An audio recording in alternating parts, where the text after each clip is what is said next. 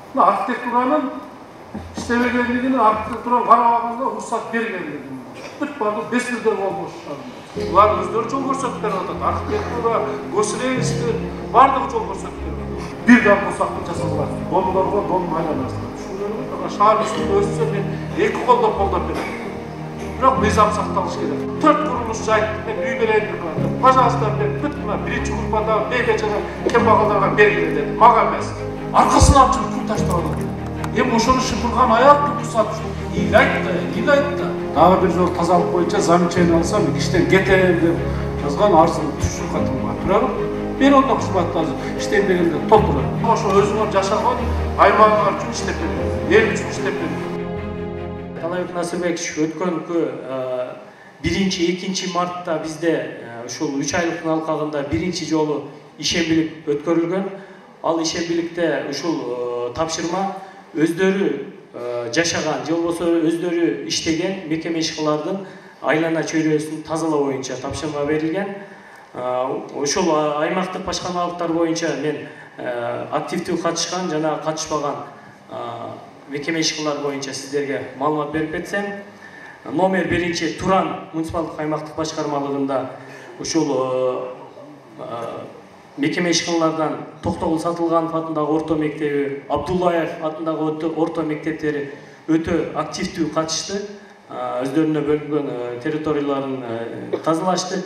Ал эми ошол эле учурда катышпаган, ишембиликке катышпагандар бар. Бул Ишматов көчөсүндөгү ЖБ ишканасы, Шоро фирмасы Ишматов көчөсүндө, Латифжанов көчөсүндөгү номер 6 поликлиникасы, ошол эле көчөдө номер 48 Гүлдесте бала бакчасы, ушул мекеме ишканалар ишембиликке катышкан жок. Номер 2 Сулайман Тоо муниципалдык аймактык башкармалык боюнча айтып кетсем, ушул ишембиликке катышпагандар боюнча Мамыров көчөсүндөгү Асан Үсөн супермаркети, Курманжандатка көчөсүндөгү Агахан мектеби, Ленин көчөсүндөгү областтык жана шаардык юстиция башкармалыгы, Моминов көчөсүндөгү Ош шаардык прокуратурасы, Ленин көчөсүндөгү Бархан, Скайбар, Царский двор рестобары, Курманжандатка көчөсүндөгү Легенда ойночу клубу жана Ленин көчөсүндөгү Бүчүр балдарды реабилитациялоо борбору. Номер 3 Керметоо муниципалдык аймактык башкармалык боюнча айтып кетсем, бул жерде өтө активдүү катышкандар болду. Булар Керметоо мектеби, Терешкова орто мектеби жана 36-806 аскер бөлүгү, номер 4 поликлиника жана областтык төрөтүйү и номер 12 кесиптик лицей. Булар өтө активдүү катышты. Ошол эле учурда ушул аймакта катышпагандар Шот Арыстайли көчөсүндө Кыргызстан кинотеатры, Шот Арыстайли көчөсүндөгү милициянын батыш күзөт бөлүмү, Абдыкадыров көчөсүндөгү Кумтөр кафеси, Актелек кичи райондогу Эмпа май куюучу жайы жана ошол эле учурда ушул аймакта квартальный комитеттер дагы өзүнүн ишин жетишерлик аткарылган жок. Булар номер 14 кварталдык комитети Байдыева жана номер 15 кварталдык комитеттин башчысы Бокоевтер ишембиликти өзүнүн деңгээлинде аткарган жок. Номер 4 Манас ата аймактык башкармалык боюнча айтсам, ишембиликке чыкпагандар Разак көчөсүндө жайгашкан Акшумкар рестораны, Касымбекова 3А, 7, 5, Разаков 4, 4А, 9А көп кабат үйлөрдүн тургундары, Масали көчөсүндөгү Старый город соода түйүнү, Дели магазини жана Чыгыш мед борбору, Райымбеков көчөсүндөгү Тажимахал кафеси, ушулардын бардыгы кечеги ишембиликке чыгышкан жок. Номер 5 Амыр Темир аймактык кеңеши боюнча уюштурулган ишембилик боюнча айтып кетсем, бул жерде негизинен билесиздер эми жер үйлөр ушул номер 4 кварталдык комитет тарабынан ишембилик өзүнүн деңгээлинде уюштурулган жок, жана ошондой эле номер 9 кварталдык комитет дагы өзүнүн деңгээлинде уюштурулган жок. Номер 6 Курманжандатка муниципалдык аймактык башкармалык боюнча айтып кетсем, бул жерде активдүү катышкандар бар. Ош курулуш колледжи, Ош мамлекеттик университет, Горький, Макаренко, Бөкөнбаев мектептери, ошмунун бизнес жана менеджмент факультети, Өзгөн көчөсүндө жайгашкан ошмунун искусство факультети, Исанов көчөсүндө жайгашкан ОГУПИ, Ош технологиялык университети, Ош Кыргыз университети, ошмунун биология факультети, номер 3 поликлиника, Ош тазалык муниципалдык ишканасы, Ош Татан соода комплекси булар ошол ишембиликке активдүү катышты. Ал эми катышпагандар Масалиев көчөсүндөгү номер 49 көп кабат үйдө жайгашкан бухгалтердик мектеп, МЖК ишканасынын номер 2 участкасы, Масалиев көчөсүндөгү автошкола жана номер 2 кварталдык комитети, Исанов көчөсүндө катар жайгашкан жеке соода түйүндөр, ушулар биздин ишембиликке өз деңгээлинде катышкан жок. Жана ошондой эле Жапалак айылдык башкармалык боюнча айтып кетсем, бул боюнча Жапалак, Арек, Орке, Гүлбар айылдарында өз деңгээлинде субботниктер, ишембиликтер уюштурулган жок. Ушул менин маалыматым, Талабек Насырбекович. Чоң рахмат. Суроо барбы? Жапалак аймактык күйөөсүн эмес айылдык башчысы. Эмне катышпадыңыз? Айтып атпайбы, жазып атпайбы? Кандай? Талаптарда өткөндү деп атат, айылдарда жакшы. Кандай болду? Жапалак. Жапалак айылында өзү 13 айыл бар, Талабек Насырбекович. Ошонун ичинде мен ошол 4 айылды айттым, калгандары активдүү катышты. Өткөрүлдү, бирок талаптагыдай болбоду да. Эми багы неме болуп тазалатабыз. Сана биринчи эскертүүнү эмнеден алгансың? Тазалыкта. Тазалык. Не болду мына? Эскертип алгам. Тазалатабыз. Не болгон үчүн эскертип алгансың? Тазалык. Усурлар жаткан үчүн көчөдө. Туурабы? Чуйкат жазгансың. Кечирип коюңуз, акыркы жолу дагы бир жол тазалык боюнча замечание алсам, иштен кетем деп жазган арызың түшүн катың бар. Туурабы? Мына иштеген сен. Макулбу? Сен айыл өкмөт болуп жүр ошончо эмеден. Сен ким барып мэрия карап, биз тазалайбызбы? Бер онда кызматты азыр иштейм дегенде толтура. Ушулар тазалап берет. Сен чарчасаң. Не тешерсиз? Тешерси жокпу сага же? Айтканда. Ишембиликтен чыктай барды. Иштеген. Экинчи жолду эскертип сага. Түшүндүңбү? Дагы бир Жапалак боюнча, тазалык боюнча маселе болсо, анда өзүң ойлоңуз. Макулбу? Эми мен Тургузбайла боюнча, мына биринчисинде мен ойлойм, мына бүгүн атайын ушул жыйындарды өткөздүк да. Мына аттары аталган мекеме ишканалар жакшысы дагы аталып атат, чыкпаганы дагы аталып атат. Кээ бирки мына мектеп директорлору, бала бакчанын директорлору аттары аталып атат. Ушунча элдин астында мен Тургузбай. Чын белгиледи. Ишембилик 3 айлык жарып атат, өкмөт токтом чыкты, мэрияның буйругу чыгып атат. Баары иш жүрүш керек да. Анан элибизди дагы жаман үйрөтүп атабыз да, урматтуу аймактык кеңеш төрагалары, эми жаңыдан дайындалдыңар, кээ биркилер мурунтан бери иштесеңер, техсебеттин башчылары бар. Эми квартал комитеттин башчылары. Отурасыздар да. Бизде квартал комитеттер айлык алабы? Алат да, айлыкка иштейсиң, коомдук башталышта эмеси. Капалбала туруп алгачы квартал комитеттин төрагалары. Туруп алгачы. Келдиби?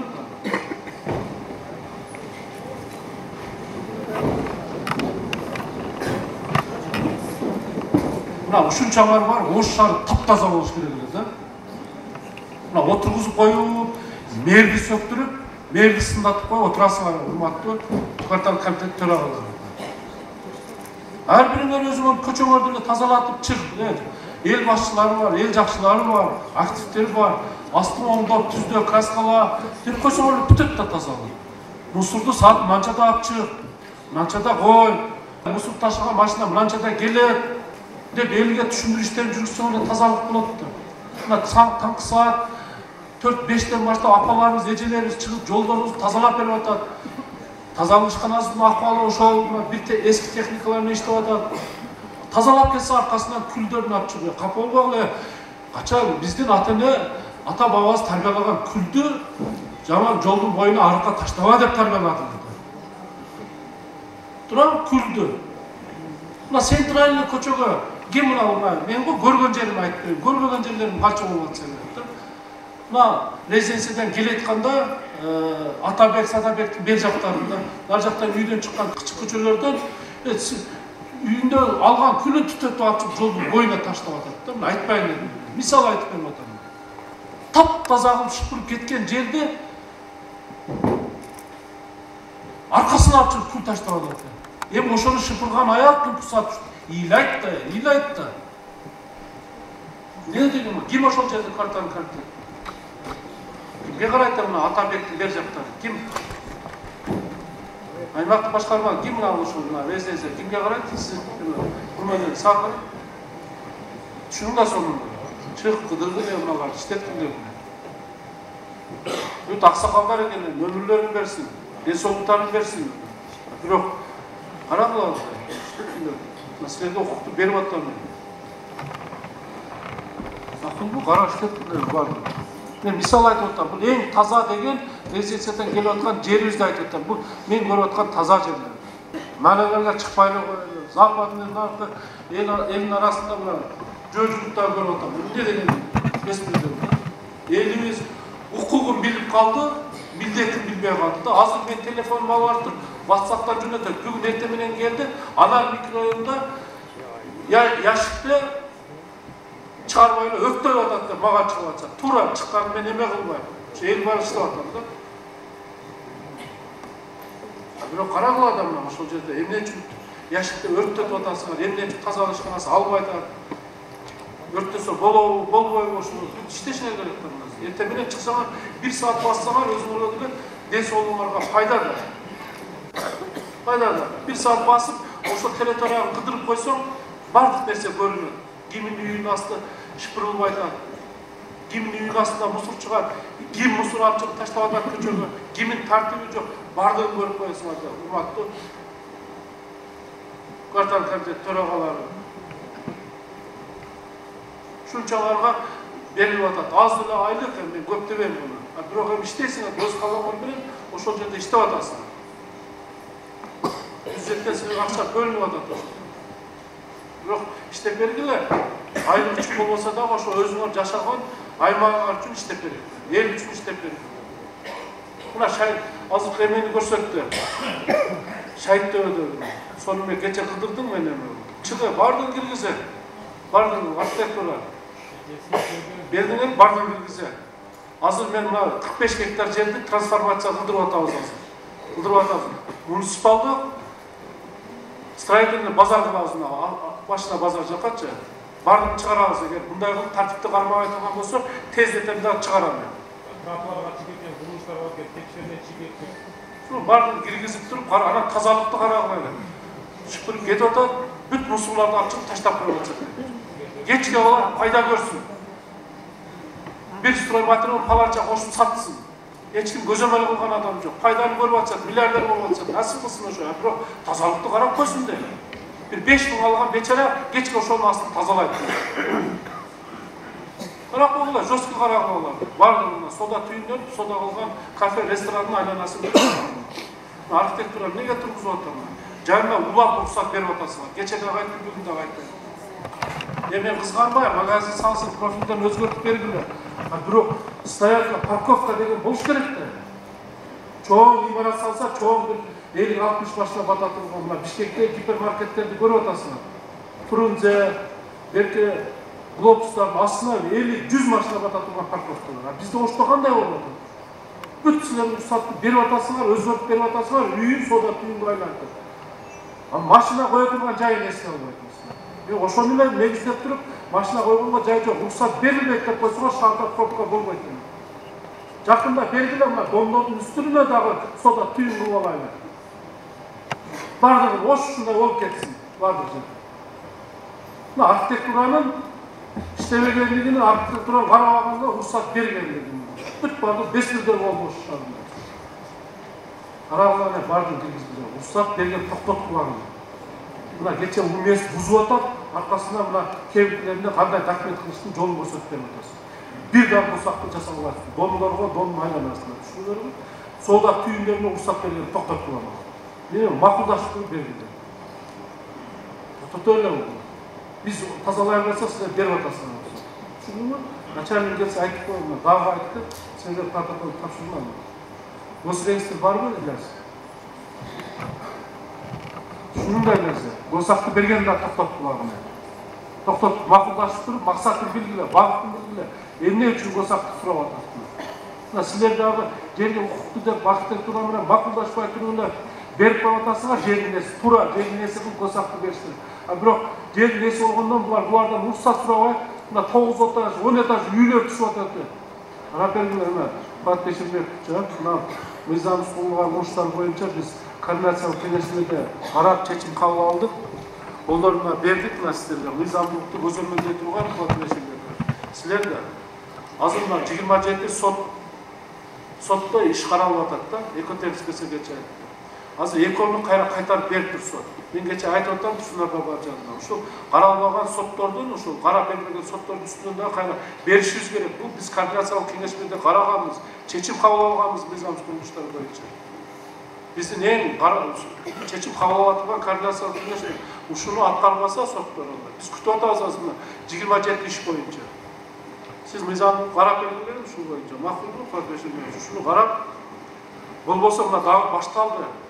Булар өздөрү жол көрсөтүп берип атат. Архитектура, госрегистр бардыгы жол көрсөтүп берип атат. Көрсөтсө, мына архитектор мен берген укуктуу деп атат. Архитектурасы мындайлар кийин соттош утуп аласың деп булар жол көрсөтүп атат. Болуп келген, болуп келиши мүмкүн бул соттор чечип берип коюп бүткөн объектиди. Азыр эми болтурбайбыз. Болтурбайбыз. Ошону айтып койгула баштап аткан курулушчуларга. Мыйзамды сактап туруп баштасын. Биз сүйүнөбүз. Көп кабаттуу шаар үйлөрдү салгандарга шаар үстүнө өссө мен эки колдоп берем. Бирок мыйзам сакталыш керек. Бардыгына градосоветте каралып, уруксатты алып, архитектура бүт ошо парковкалардын бардыгын карап бергенден кийин курулуштар башталыш керек. Фасадный частарына биз айтып атабыз, бүт сары таш траверти менен болсун. Себеби шаарыбыздын көркү да. Мына биздин өзгөрдүн сары ташын ташып Астананы оңдоп атат, Алматыны оңдоп атат, Ташкентти оңдоп атат, Россияны оңдоп атат. Биз ушу Ош шаарыбызды оңдой албайбыз. Биз азыр киргиздик градосоветти. Бардык имараттар, туалет салабызбы, ресторан, кафе, көп кабаттуу үйлү бардыгы сары таш менен сырты болсун. Бул шаардын көркү келечеги. Биз градосоветти ошондой эле карап атабыз. Мына келсе кемпирлер айтып атат, мэрия кирсе акча сурайт деп сурайт. Мен айтып атам, эмне берем, не бересең бар, не берсең бар. Үй мына азыр 4 курулушчу айтты, мен үй берейин деп атам. Пожалуйста, мен бүт массалык маалымат каражаттарын чакырайын. Ошо курулушчуларга мен рахмат айтып, бата алып берип туруп, мына биринчи группадагы бейбет жана кембагалдарга бергиле деди. Мага эмес, мэрия эмес. Туурабы? Кемпирлер айтып атат, мэр бир үйдөн үй алып атат. Мен ошончо курулуштан бирден үй алсам кайка барат? Кайка барам ошончо акчаны? Мен тынчтагыдай болушу керек да. Туурабы? Ошол бейбеченага берсин, сол ошого тийсин, мага эмес. Ошо курулушчуга тийсин. Айтып атам, эгер көңүлүнөн чыкса бербей, болбосо мыйзамды сактап, мыйзам кандай болсо ошондой үй салып. Карагыларына, Талабек Насырбекович, сиз бир маселеге токтолуп кеттиңиз, ошону координациялык кеңешмеде карадык эле, ушундайчы мыйзамсыз курулуштар боюнча көп кабаттуу үйлөр. Ошол боюнча бүгүнкү күндө азыр 4 кылмыш иши козголду. Дагы 2 кылмыш иши архитектуранын үстүнөн козголду. Азыр дагы 9 кылмыш иши каралып атат, могу бир жуманын ичинде козголот. Бул маселе орчундуу экен. Шаар боюнча 13 көп кабаттуу үй мыйзамсыз азыр туруп атат. 9 азыр текшерип атат. Жыйынтыгын дагы карап маалымат беребиз. Азыр кандай архитектура боюнча айтыңызчы, эмне кылабыз? Курулуштар кечээ мектепке келсе мен кире албайм. Архитектура айтат, биз кире албайбыз, токтотсок через мен экономика аркылуу арыз түшкөндө гана киребиз деп. Булар өздөрү мына жоопкерчиликти. Ооба, ошондой бир казусный момент чыккан экен жана жаңы мыйзамда киргендечи, бирок ал жооп эмес. Азыр кылмыш ишинин атагында ар биринин жоопкерчилиги такталып, тергөөдө андан кийин баа беребиз. Ошол менен айтсак туура болот. Токтотобузбу, туура? Азыр токтолду да, Токтолдубу бардыгы. Бардыгын эми кешен жетекчилери барын шампарына тоқтатуларына аймақтық кеңес төрағалары қайсы жерде стройка башталған біз көрген 9-10 этажына 4-5 этажға жолсы котлован құйғанда біліп қалып отырмыз. Мына сіздер урматтуу квартал комитет төрағалары қайсы жерде котлован газ атқанда айтып қойсаңар мына бізге басқармалық айтқандар бізге келіп айтсаңар біз уақытында барып тоқтатып қаламыз. Ошо оңай болады. Айтып отпаймын, мен ешқандай қызғанбай, мен сүйіне, мен грамота берейін, шарықты оңдоғын қалдарға. Бірақ мизан сақталсын. Түсінеді, барлық принцип ошондой болуш керек. Рұқсат алынбай, мына 9-10 этаж үйлер түптеді. Аға қатып тұрабыз. Мен азыр соттордунда күтіп атам. Ошолорго кандай чечим кабыл алат. Эгер туура эмес чечим кабыл ала турган болсо, анда жазып берем.